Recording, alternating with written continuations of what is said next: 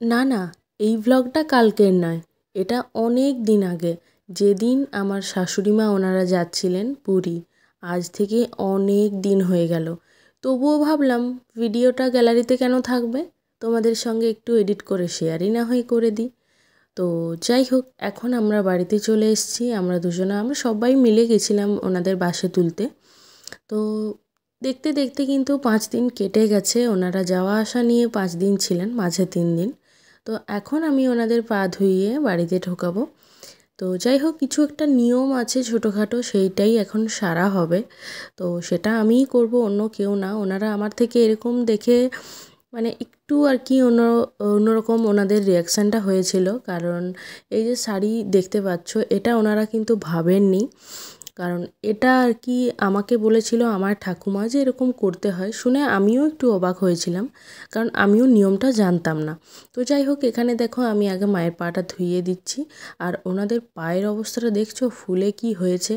পুরী কিন্তু এই সামনে নয়, অনেকটা দূর এখান থেকে। তো বাসে গেছিলেন ঠিকই আছে, কিন্তু সে হলেও বসে বসে যাওয়া, বসে বসে আসা, ওখানেও দাঁড়িয়ে বসে ঘুরে ফিরে কেটেছে। তো পায়ের অবস্থা কিন্তু একদম খারাপ হয়ে গেছে। আর এখানে দেখো মায়ের পর আমি মাসিরও কিন্তু পাটা ধুইয়ে দিচ্ছি। ওনাকেও কাঁধে আগে দিয়ে দিলাম শাড়িটা, তারপর আমি এখানে পাটা ধুইয়ে দিচ্ছি। তো কি আর বলবো, ওনাদের ঘোরাঘুরি এত ভালোভাবে কেটেছে। আস্তে আস্তে তোমাদের গল্পটাও বলবো, জিনিসপত্রও দেখাবো, সব কিছুই আছে। আর আমি জানি না এটা কি নিয়ম যে পা ধোয়ালে নাকি টাকা দিতে হয়।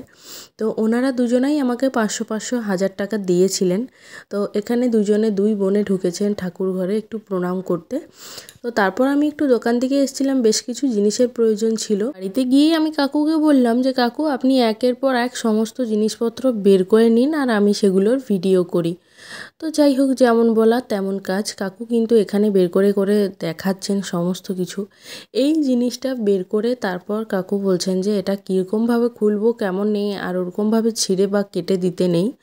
যেহেতু ঠাকুরের জিনিস, তো একটু সাবধানে ভালোভাবে খোলাটাই আমার মনে হয় দরকার। তো ওখান থেকে কাকু সরে মাসি এখানে বসেছেন এগুলো খুলতে।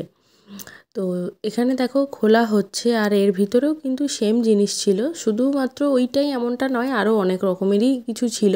তো বললাম যে একটু তুলে দেখান, তো যাই হোক সেটা দেখো তুলেই দেখালেন একটু। তারপর হোক এখানে বের হচ্ছে ফল। কারণ আমার মানে আমি এটা এখানেই শুনলাম যে বেড়াতে গেলে, মানে ওরকম তীর্থস্থানে গেলে ওখান থেকে নাকি কিছু ফল নিয়ে আসতে হয়। তো ওনারা যেরকম ভেবেছেন সেরকমই করেছেন। আর এদিকে আমার শাশুড়ি মায়ের অবস্থা দেখো, উনি কিন্তু জোর কদমে একদম ব্যাগ ঝাড়াঝাড়ি করছেন। মানে কোথায় কি রেখেছেন উনি কিন্তু কিছু খুঁজে পাচ্ছেন না, তো সেই আর কি। তারপরে ওখানে এনেছিলেন কমলা লেবু। কমলা লেবুটা কমলা কালারের থাকেনি, সবুজ ছিল, কিন্তু ভালো খেতে ছিল। তো এখানে দেখো এটা হচ্ছে পুরীর জগন্নাথ মন্দির, এটাও এনেছেন। আর এখানে জগন্নাথ ঠাকুরের তো অনেক মূর্তি আনা হয়েছে। তো কি আর বলবো, দেখো একে একে তোমরা সব কিছু দেখতে পাবে। এটাও কিন্তু আমার জন্যই আনা হয়েছে। এখানে অনেক কিছু আছে, অনেক কিছু। সবগুলো কিন্তু আমাদের জন্য, আমাদের সব্বার জন্য আনা হয়েছে। আর এই যে এইগুলো, তো এগুলো লোহা, এগুলো সবাইকে কিন্তু দেওয়া হবে একটা করে। আরও অনেক কিছু আছে এখানে দেখো, কানের আছে, তারপর হচ্ছে লকেট আছে অনেক রকমের। এখানে মাসি আরও ব্যাগের মধ্যে থেকে কী যে বের করছেন তার নেই ঠিক, অনেক কিছু এনেছেন। এই যে এইটা, তারপর এই শাঁখাগুলো আমার জন্য এনেছেন, কিন্তু কি করব, অনেকটাই ছোট হয়ে গেছে, কিছু করার নেই, ওটা আমার হবে না। তো এখানে তারপর আরও অনেক কিছু যেহেতু আনা হয়েছে, তো এখানে কাকু খুলছেন। আর আমি আগে থেকে হাত পেতে একদম অস্থির করে দিচ্ছি, কারণ এই শাঁখটাও আনা হয়েছে ওখান থেকেই। তো এখানেও একটা শাঁখ দেখতে পেলে, ওই যেখানে টেবিলের ওপর যে শাঁখটা দেখতে পেয়েছো, ওটা আমরা দেবো আমাদের বড় পিসিমাকে, পিসি শাশুড়িকে। আর এই ব্যাগটা মাসি আমার জন্য নিয়ে এসছেন। এখানে যে কত কিছু আনা হয়েছে কি আর বলবো, সেটা তোমরা দেখতেই পাচ্ছ।